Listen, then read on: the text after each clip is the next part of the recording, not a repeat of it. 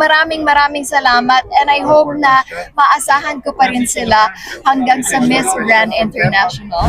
How do you rate your performance? I think it's perfection for us.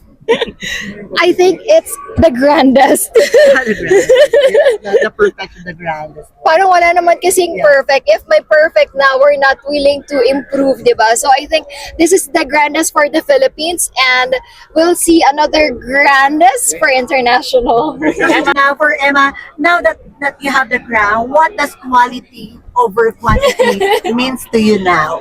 It's the quality that you've given, di ba? It's not about the quantity of time na aking inalat just to have this crown and to represent the Philippines. Does it mean you're going to drop your showbiz programs?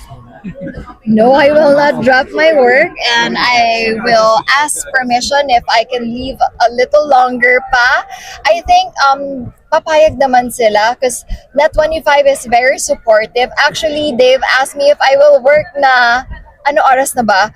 This Monday, I told them na if I can rest muna. So this week, I will work again as a host. Still continue to work as a host. How